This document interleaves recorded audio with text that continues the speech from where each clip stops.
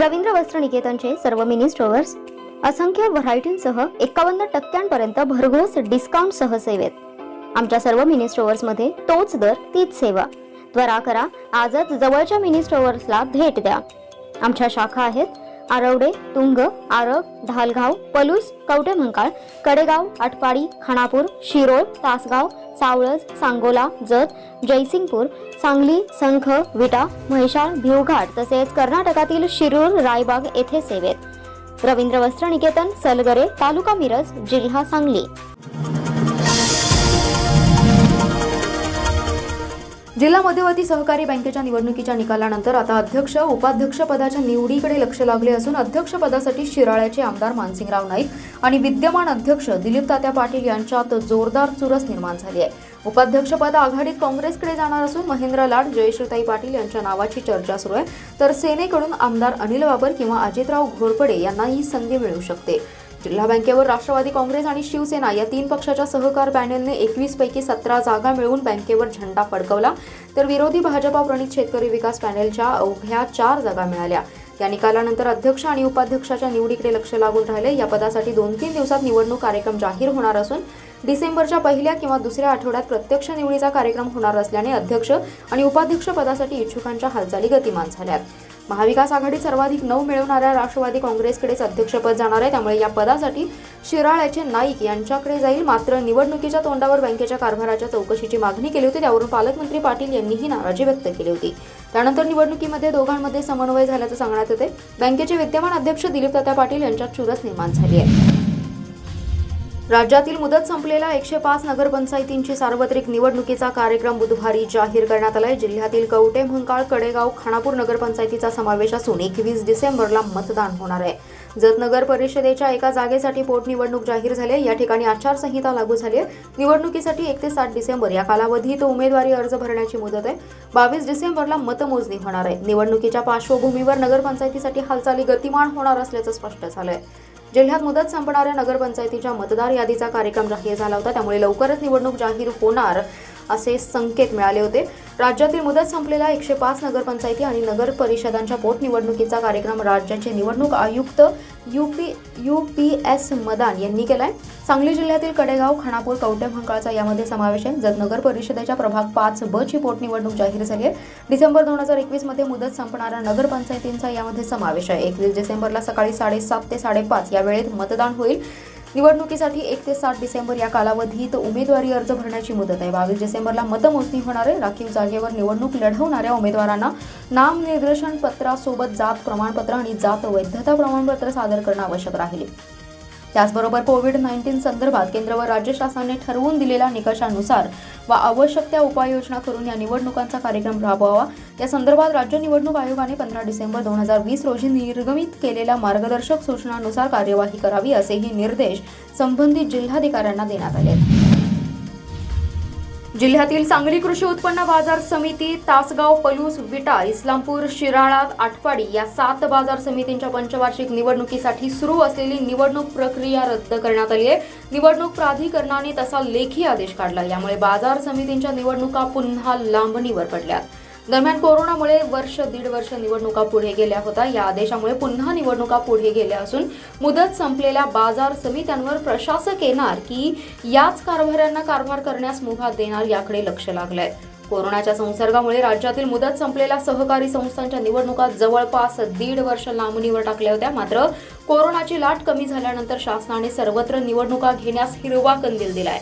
सहकारी संस्थांच्या निवडणुकांना दिलेली स्थगिती उठवून निवडणुका घेण्याचे आदेश दिले. त्यानुसार पहिल्या टप्प्यातील सहकारी संस्थांच्या निवडणुकांचा कार्यक्रम जाहीर, संपूर्ण दुसऱ्या टप्प्यातील संस्थांच्या निवडणुकीचा कार्यक्रम सुरू झाला होता. यामध्ये राज्यातील 258 बाजार समितींच्या निवडणुका होणार होत्या. यामध्ये सांगली कृषी उत्पन्न बाजार समितीसह तासगाव, पलूस, विटा, इस्लामपूर, शिराळा, आटपाडी या 7 बाजार समितींच्या निवडणुकांचा यामध्ये समावेश आहे.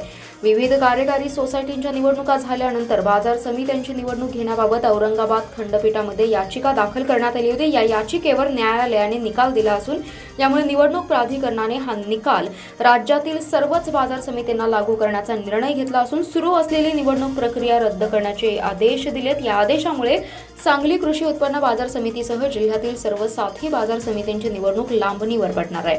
नेमके किती महिने निवडणूक लांबणीवर पडणार अद्याप स्पष्ट झालं नाही. मिरज शहर पोलीस स्टेशन आवारात मद्यधुंद अवस्थेत असलेला सरफराज जमखंडीकर यांनी तिघांविरोधात तक्रार देण्यासाठी मिरज शहर पोलीस स्टेशनमध्ये आला. त्याची तक्रार घेतल्यानंतर तिघांना लवकर अटक करा असे म्हणून तो बाहेर जाऊन त्याने पेट्रोल अंगावर ओतून घेऊन पेटवून घेण्याचा आत्महत्येचा प्रयत्न केला. पोलिसांनी तात्काळ पळ जाऊन त्याला लागलेली आग विझवली. त्याला लगेच शासकीय रुग्णालयात उपचारासाठी दाखल केलं. जमखंडीकर हा 50% भाजला असून पोलीस कर्मचाऱ्याचाही हात भाजलाय. सरफराज याच्या विरोधात मिरज शहर पोलिसात गुन्हा दाखल झालाय. सरफराज जमखंडीकर हा मद्यधुंद अवस्थेत मिरज शहर पोलीस ठाण्यात आला. त्याने आमची तक्रार आहे असं सांगितलं. त्याने अबुकर, बागवान आणि यासिन तसेच आयुब या तिघांच्या विरोधात मारहाणीची तक्रार घेण्यास सांगितलं. जमखंडीकर यांनी पोलिसांनी तक्रार घेतली. मारहाण करणारे तिघेही बोकड चौकात असल्याचं जमखंडीकर यांनी सांगितलं. तसेच बोकड चौकात पोलीस कर्मचारी पाठवून दिले, परंतु चौकामध्ये कोणीही नसल्याने पोलिसांनी तुम्ही उद्या सकाळी या असं सांगितलं. जमखंडीकर हा मद्यधुंद अवस्थेतच दंगा तसेच आरडाओरडा करत बाहेर गेला. त्याने आत्ताच अटक करा म्हणून पत्नीजवळ असलेली पेट्रोलची बाटली अंगावर ओतून माचीसने पेटवून घेतलं. नशेमध्ये पेटवून घेतल्याने भडका उडाला. त्यावेळी ठाणे अंमलदार, पोलीस हेड कॉन्स्टेबल वाघमोडे आणि पोलीस कॉन्स्टेबल कोळेकर यांनी त्याच्या अंगावरील कपड्यास लागलेली आग गोंदपाटाने विझवण्याचा प्रयत्न करून त्याच्या अंगावरील पेटते कापड फाडून काढून पाणी ओतून आग विझवली. दरम्यान ठाणे अंमलदार वाघमोडे यांच्या हाताच्या अंगठ्यास भाजले. सरफराज महम्मद अली जमखंडीकर या सिव्हिल हॉस्पिटल सांगली येथे उपचारासाठी दाखल केले. महापालिकेच्या प्रभाग क्रमांक 16 पोटनिवडणुकीचा कार्यक्रम निवडणूक आयोगाने जाहीर केला असून 21 डिसेंबरला मतदान होणार आहे. निवडणुकीसाठी 29 नोव्हेंबरपासून उमेदवारी अर्ज दाखल करण्यात येणार आहेत. या प्रभागासाठी आचारसंहिता लागू करण्यात आली आहे. या निवडणुकीत काँग्रेस, राष्ट्रवादी विरुद्ध भाजप असा सामना रंगण्याची शक्यता आहे. राज्य निवडणूक आयोगाने सांगली महापालिकेसह धुळे, अहमदनगर आणि नांदेड, वाघाळा या महापालिकेतील रिक्त जागांसाठीही पोटनिवडणुकीचा कार्यक्रम जाहीर केला. त्यानुसार सांगलीच्या प्रभाग क्रमांक 16 मध्ये पोटनिवडणूक होणार आहे. महापालिकेची सन 2018 मध्ये निवडणूक झाली होती. त्यावेळी प्रभाग 16 मधून काँग्रेसचे हरुण शिकलगार आणि उत्तम साखळकर हे निवडून आले होते, तर भाजपच्या स्वाती शिंदे आणि सुनंदा राऊत या महिला उमेदवार विजयी झाल्या होत्या. माजी महापौर हरुण शिकलगार यांच्या निधनामुळे रिक्त जागेवर ही निवडणूक होत आहे. ही पोटनिवडणूक यंदा जानेवारीत होणं अपेक्षित होतं, मात्र कोरोनाच्या दुसऱ्या लाटेमुळे ती थांबली. अखेर या महिन्यात निवडणूक आयोगाने पोटनिवडणूक घेण्याच्या हालचाली सुरू केल्या. गेल्या आठवड्यात प्रभाग 16ची अंतिम मतदार यादी निश्चित करण्यात आली, तर मंगळवारी मतदान केंद्रनिहाय मतदार यादी अंतिम करण्यात आली आहे. पोटनिवडणूक जाहीर झाल्याने या प्रभागासाठी आचारसंहिता लागू करण्यात आली आहे. आचारसंहिता केवळ पोटनिवडणूक जाहीर झालेल्या एकाच प्रभागासाठी असून उर्वरित महापालिका क्षेत्रात विकास कामे सुरूच राहणार आहेत असं प्रशासनातर्फे स्पष्ट करण्यात आले. या निवडणुकीसाठी काँग्रेसकडून हरुण शिकलगार यांचे पुत्र तौफिक शिकलगार इच्छुक आहेत, तर भाजपने देखील उमेदवारी देण्याच्या हालचाली सुरू केल्यात. त्यामुळे काँग्रेस, राष्ट्रवादी विरुद्ध भाजप असा सामना रंगण्याची शक्यता आहे. महापालिका क्षेत्रातील नागरिकांसाठी गुंठेवारी नियमितीकरणाच्या प्रमाणपत्रासाठी प्रशासनाने शिबिराचं आयोजन केले. त्याला बुधवारी महापौर दिग्विजय सूर्यवंशी आणि आयुक्त नितीन कापडणीस यांच्या हस्ते सुरुवात झाली. पहिल्याच दिवशी तब्बल 600 प्रस्ताव दाखल झालेत. या प्रस्तावांची छाननी करून 8 दिवसात त्यांना गुंठेवारी नियमितीकरणाचे प्रमाणपत्र दिले जाणार आहे. 24 नोव्हेंबर व 25 नोव्हेंबर रोजी गुंठेवारी क्षेत्रातील जुने अथवा नवे प्रस्ताव दाखल करून घेण्यासाठी गुंठेवारी प्रमाणपत्र विशेष शिबिर येथील दीनानाथ मंगेशकर नाट्यगृहात आयोजित करण्यात आले. या शिबिरात पहिल्याच दिवशी 526 नागरिकांनी आपले प्रमाणपत्रासाठी प्रस्ताव दाखल केलेत. यामध्ये सांगली शहरातील 205, कुपवाडमधील 351 तर मिरजेतील 44 प्रस्ताव आहेत.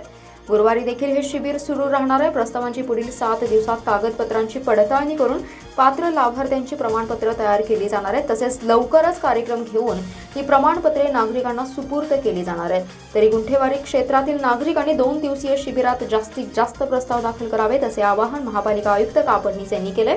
यावेळी संजय मेंढे, रामेद्योन बागवान, संजय बजाज, उपायुक्त राहुल रोकडे, चंद्रकांत आडके, उत्तम साखळकर, विष्णू माने, अभिजित भोसले, फिरोज पठाण, शेठजी मोहिते, हरिदास पाटील, नगरसेविका आरती वळवडे, शुभांगी साळुंखे आदींसह नगर रचना विभागाचे सहाय्यक संचालक विनय झगडे, शिबिर समन्वयक चेतन हडदरे, पंकजा कोरे, संजय कांबळे आदी जण उपस्थित होते. कुपवाड शहरातील उल्हासनगर बस स्टॉप जवळील रस्त्यावरील खड्ड्यांमुळे दुचाकीच्या झालेल्या अपघातात दुचाकी स्वाराचा उपचारादरम्यान मृत्यू झाल्याची घटना घडली. प्रशासनाच्या दुर्लक्षामुळे आणि बेजबाबदार कारभारामुळे कुपवाड शहराला जोडणाऱ्या सांगली कुपवाड रस्त्याची दुरावस्था हा चर्चेचा विषय बनला आहे. अनेक छोटे मोठे अपघात वारंवार घडत आहेत. मंगळवारी दुचाकीवरून पडून झालेल्या अपघातात जखमीचा मृत्यू झाल्याने कुपवाड शहरातील विविध संघटना आक्रमक झाल्यात. याबाबत व्यापारी संघटनेने रस्त्याचे काम चालू करण्यासाठी महापालिका प्रशासनास निवेदन दिले. रस्ता दुरुस्तीसाठी अर्धवट साईडपट्टीच्या कामासाठी साईडपट्टीला अडथळा ठरणारे विद्युत पोल काढण्यासाठी अनेक वेळा निवेदने प्रशासनाला दिले, तरीही याचं गांभीर्य प्रशासनास कळत नाही. प्रशासनाने अजूनही दखल घेतली नाही. शहराला जोडणारे सर्व रस्त्यांची दुरावस्था झाले. रस्त्यांवरील खड्ड्यात तात्पुरती मलमपट्टी करून मुरुम टाकून बुजवण्याचा केविलवाणा प्रयत्न महापालिका प्रशासनाने केलाय खरा, पण ये-जा करणाऱ्या एकामागून एक अवजड वाहनांमुळे मुरुमाची माती होऊन वाहनधारकांना फुफ्फुसाचाही त्रास सहन करावा लागतोय. रस्त्याच्या दुतर्फा साईड पट्ट्या वाढवण्याचं कामही अर्धवट पडले. ठिकठिकाणी साईड पट्टींमुळे खडी भरून अर्धवट सोडलेत. मुख्य रस्त्यालगत गटारीचंही काम अर्धवट पडले, त्यामुळे गटारीचे पाणी मुख्य रस्त्यावरून वाहतंय. संबंधित विभागवार ठेकेदारावर प्रशासनाची वचक नसल्याने कामं अर्धवट स्थितीत पडलेत, अशी ही चर्चा शहरात सुरू आहे. अजून किती बळी गेल्यावर प्रशासनास जाग येणार असा सवालही आता नागरिक करतायत. वाळवा तालुक्यातील इस्लामपूर आष्टा शहराच्या नगरपालिका निवडणुका 2 महिन्यात होणार आहेत. या अनुषंगाने राष्ट्रवादी काँग्रेसचे काही संभाव्य उमेदवार इस्लामपूर व आष्टा शहरातील युवक ज्येष्ठ नागरिकांकडून कागदपत्रे घेऊन आपापल्या प्रभागात तसेच ऑनलाईन तसेच ऑफलाईन मतदार नोंदणी करतात. त्या मतदार नोंदींची तपासणी करावी. निवडणूक शाखेतील कर्मचारी, BLO तसेच ऑनलाईन नोंद करणाऱ्या केंद्र चालकांवर तात्काळ कायदेशीर कारवाई करावी, अशी मागणी शिवसेनेचे तालुका प्रमुख सागर मलगुंडे व इस्लामपूरचे शहराध्यक्ष शकील सय्यद यांनी केले. याबाबतचे निवेदन तहसीलदार प्रदीप उबाळे यांना देण्यात आले. एखाद्या मतदाराचे प्रत्यक्ष मतदार यादीत एखाद्या बूथवर अधिकृतरित्या मतदार यादीत नाव असताना सुद्धा त्याचे नाव अन्य सोयीच्या बूथ क्रमांकावर नोंदवण्याचा धडाका गेल्या काही महिन्यांपासून सुरू आहे. हा प्रकार अत्यंत बेकायदेशीर असून त्याला तहसीलदार कार्यालयातून निवडणूक शाखेतील काही कर्मचारी सामील आहेत.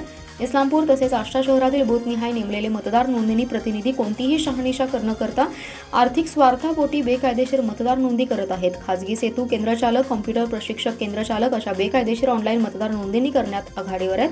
गेल्या काही महिन्यांपासून आणि सध्या सुरू असलेल्या इस्लामपूर व आष्टा नगरपालिका हद्दीत झालेल्या मतदार नोंदींची तपासणी करून बूथ क्रमांक आणि प्रत्यक्ष रहिवासी ठिकाण तसेच एकाच नावाचे 2 बूथवर नोंदी झाल्यास तात्काळ रद्द कराव्यात. संबंधित BLO ऑनलाईन नोंद करणाऱ्या केंद्रचालकांवर कायदेशीर कारवाई करावी, असं निवेदनात म्हटलं आहे. दुबईमध्ये पार पडलेल्या द वर्ल्ड एक्स्पो महोत्सवात सांगलीतील लोककलाकारांनी शाहिरी पोवाड्याबरोबरच मराठमोळ्या लोककलांचं सादरीकरण करून मुंबईकर रसिकांची मने जिंकली. महाराष्ट्राच्या मराठी मातीला लोककला आणि सांस्कृतिक ठेवा लाभलेला आहे. अभंग, ओवी, भारूड, पोतराज, वासुदेव, पिंगळा, शाहिरी पोवाडा, लावणी, गोंधळ, लोकनाट्य अशा अनेक लोककलांनी आपला महाराष्ट्र समृद्ध आहे. या सर्व कला प्रकाराचे दुबई एक्स्पो वर्ल्डमध्ये सादरीकरण करून शाहीर आणि लोककलावंतांनी भारताचा झेंडा 7 समुद्रापार झेंडा फडकवलाय. यात महाराष्ट्राचे भूषण असलेले शाहीर सम्राट डॉक्टर देवानंद माळी, शाहीर चंद्रिका कल्पनाताई माळी, कुमारी शाहीर माधुरी माळी, शाहीर प्रसाद विभूते, युवा शाहीर अवधूत पवार यांनी दुबई येथे पार पडलेल्या वर्ल्ड एक्स्पो 2020 या महोत्सवात महाराष्ट्राची शाहिरी लोककलेची छाप उमटवली. डॉक्टर गणेश चंदनशिवे आणि सुखदा खांडगे यांच्या मार्गदर्शनाखाली तसेच महाराष्ट्र शासन सांस्कृतिक विकास महामंडळ, दादासाहेब फाळके चित्रनगरी गोरेगाव मुंबई, महाराष्ट्र राज्य सांस्कृतिक कार्य संचालनालय, उद्योग ऊर्जा आणि कामगार विभाग औद्योगिक विकास महामंडळ मुंबई यांच्या वतीने दुबईमध्ये 18 ते 23 नोव्हेंबर या कालावधीत दुबई एक्स्पो 2020 हा महोत्सव पार पडला. त्यामध्ये शाहिरी पोवाडा, गण, वासुदेव, पोतराज, भारूड, गोंधळ, लावणी, कथ्थक इत्यादी लोककलांचे सादरीकरण करून रसिकांना मंत्रमुग्ध केलं.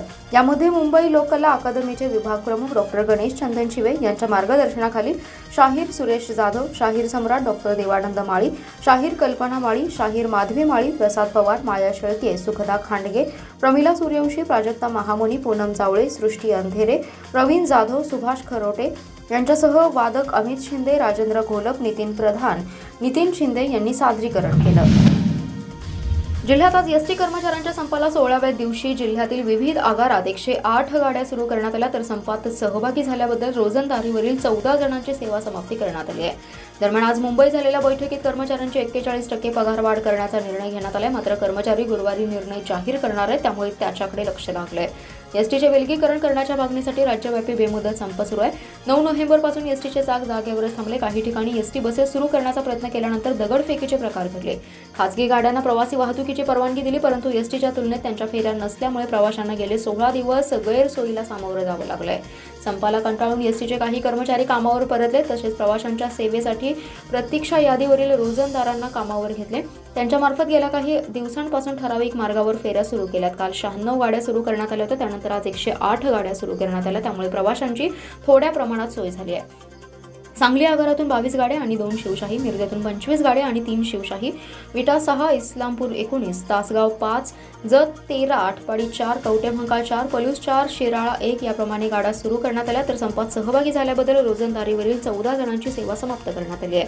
दरम्यान आज मुंबईतील बैठकीत पगारवाढीचा निर्णय घेतल्यानंतर संप मागे घेणार की सुरू ठेवणार यासाठीच्या गुरुवारच्या बैठकीकडे लक्ष लागलंय.